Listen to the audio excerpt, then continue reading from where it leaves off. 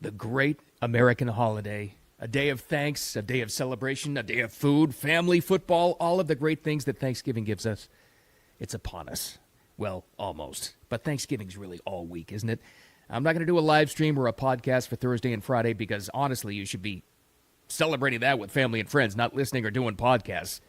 So this is a little bit early, but I hope you listen to this, and I hope it's a great reminder about the true story of Thanksgiving and what we should really be grateful for. Now, there's so much to be grateful for. First of all, first and foremost, that we have a Thanksgiving. It's a wonderful, that's why I call it the great American tradition, the great American holiday. It's only ours. And I understand, I know that Canada has one. It's in October, whatever. Fine. Thanksgiving's American. It is ours. It is unique. And don't ever, ever feel bad about being unique and being American and being unique in the world as well. Ever. That's the first thing. And then be grateful for health. Well enough, at least, no matter what you're going through, to sit down at a table with your family and friends, I hope, and to celebrate this, or at least somebody reaching out to you. And then thankful for all the stuff we have. A tough economy, tough times, whatever. Enough to celebrate something. Enough to celebrate even just watching a football game, whatever it is. How and when and where, and whatever you do to celebrate Thanksgiving, just be thankful for that. But there's more. There's a lot more. Be thankful for how we got here. The true story of Thanksgiving. Now, a couple of years back, before we lost him, Rush Limbaugh did an amazing, one of his most popular features ever, where he read and delved into the true story of Thanksgiving. A lot of it that we never were taught in school. I wasn't. Not the full story. Only half of it, maybe three-quarters of it, about William Bradford. And Rush, taken from the direct writings of William Bradford, the first governor of the Pilgrimage colony in New England, in Massachusetts, his direct writings. Rush took that and told the true story of Thanksgiving. A little side note here. I don't care about the politics. I don't care what you thought about Rush Limbaugh personally. I'm just talking from a communicator's standpoint, a storyteller's standpoint, from a broadcaster's standpoint. This guy was amazing. And his telling of the true story of Thanksgiving is worth a reminder, I think. I'm going to take two big sections of his piece that he did so many years ago just to replay it. I won't replay the whole thing. But this is a great reminder of what this is truly all about. And what's it all about? I think as a reminder, what we're all going to learn here is, despite all these so-called fractured times, you know, these fearful times, and all we've seen in the news for the past year, really, about the surging concept of seizing private property and socialism and the new mayor of New York and all this stuff that you hear all there. The takeaway is, that's not truly ever really going to happen, is it? Because I will tell you something. Gratitude and the power of gratitude and the power of hard work, determination, fortitude, and individual property, that's in our DNA as Americans. It's part of who we are. It's too late in the process. You're not going to change that now. That's never truly ever going to go away. Now, societies throughout, it pops up every once in a while. Somebody will say, these are tough times. We got to we got to go full socialist. We got to go communist. We got to seize property. It should be shared amongst all of us. Well, they've tried it many times. You know where they tried it? They tried it in the original colonies. The original colonies, 1621. Yeah, they tried that through the Mayflower. Now, let's start with the true story. We know how the whole story starts. We were all taught this in school. Let's go to Rush for the first clip. How did we get to this point in the first place? 1621. How bad was it in jolly old England that a group of rebels decided to leave and face the kind of hardships they did? Here's Rush for the first part. Story of Thanksgiving. The story of the Pilgrims begins in the early part of the 17th century. The Church of England under King James I was persecuting anyone and everyone who did not recognize its absolute civil and spiritual authority. Those who challenged ecclesiastical authority and those who believed strongly in freedom of worship were hunted down, imprisoned, and sometimes executed for their beliefs. A group of separatists first fled to Holland and established a community. After 11 years, about 40 of them agreed to make a perilous journey to the New World, where they would certainly face hardships but could live and worship God according to the dictates of their own consciences. It wasn't easy. It was a horrific trip by all accounts, by all writings that we know of. I mean, in world history, really it wasn't that long ago. There's plenty of documentation for it. They finally survived that trip. They lost a lot of them. They got to New England. They set up colonies, and it was just awful. If you've ever read and and discovered and tried to research some of what that life was like, it was just absolutely awful. But they're willing to do it, to worship and to live how they thought they would want to live.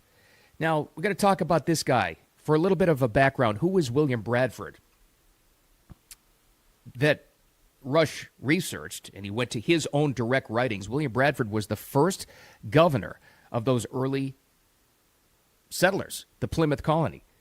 Just reading here, historically linked to the 1621 Thanksgiving, the governor of the Plymouth colony, he organized a celebratory feast after the first successful corn harvest. That's key. 3-day event included the colonists and approximately 90 Wampanoag people.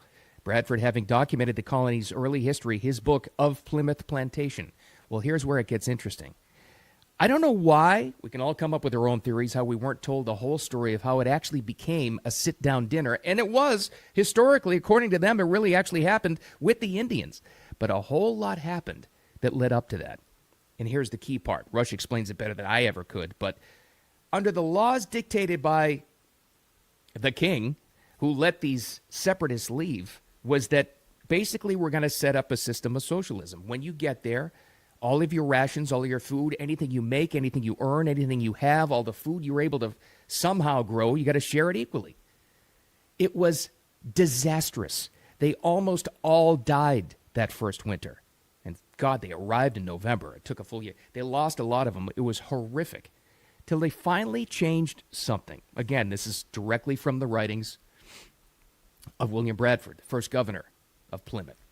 He decided, probably out of desperation, all right, here's what we're going to do. We're going to give each surviving separatist here, each pilgrim, their own plot of land to work. You work your own thing. You take care of your own property. He'll take care of his. I'll take care of mine. Out of the goodness of our hearts, then maybe we can share something, whatever. But everybody share your own thing. And what they found was amazing. The production was better. They got more food.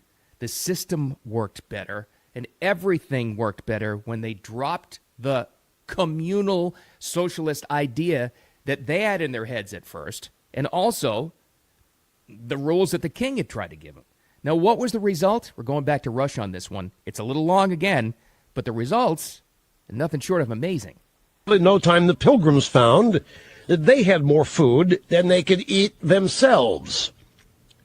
Now, this is where it gets really good. If you're laboring under the misconception that I was, as I was taught in school, they set up trading posts. They exchanged goods with the Indians. The profits allowed them to pay off their debts to the merchants in London. And the success and the prosperity of the Plymouth settlement attracted more Europeans and began what came to be known as the Great Puritan Migration.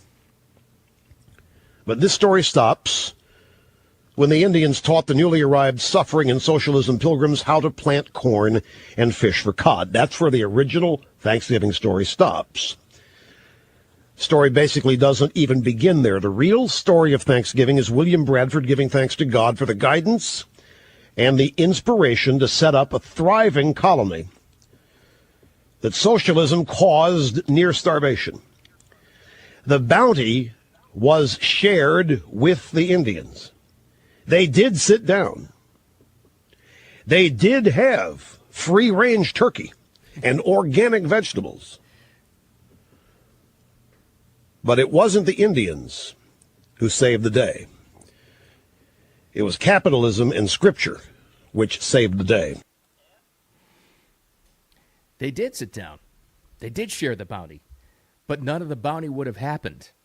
According, again, as Rush said, at the direct writings of William Bradford, the first governor of Plymouth, unless they had changed what they were taught and they got to work on their own private property and then shared it. That's the real story of Thanksgiving, brought to us again by Rush Limbaugh just a couple of years ago before we passed him. I don't care what you think of Rush. The fact that every once in a while that video pops up, that message pops up to remind us what it's all about is so important. I wanted to share it with you today on Thanksgiving week. I don't know why we weren't told the whole story. I think I have my own guesses. But here's the takeaway. Of all the things we should be grateful for, and there's a lot, There's a lot. We're always striving for something else, so it's easy to bitch about stuff. Things aren't perfect. Economy's tough. It's always been tough. Life has always been tough, but there's always something to be grateful about. This is what you should be really grateful for, I think, and this is what I'm telling myself as a reminder as I watch that again this year. Despite all the fear and all the propaganda that's pushed on us every single day about how if we have to change things, we're going to have to share. We're going to have to change our economy. We're just look what they're doing in New York. This is the way. Every once in a while, maybe every 50 years or so, it pops up where that idea takes place, and it never takes root. And I'm telling you right now, be thankful for this, it never will. It's too ingrained in our DNA as Americans, going back to 1621, that hard work, capitalism, individual property, individual work is the way to go. And more often than not, like the very first Thanksgiving, it does wind up with sharing the bounty. That's how you do it. Have a great Thanksgiving. Thanks for hanging out with me. Back to normal shows next week, I think, but taking Thursday and Friday off in the weekend and just enjoy all of this great stuff. And remember, the unique American holiday. Don't ever let anybody make you feel guilty about it. Happy Thanksgiving.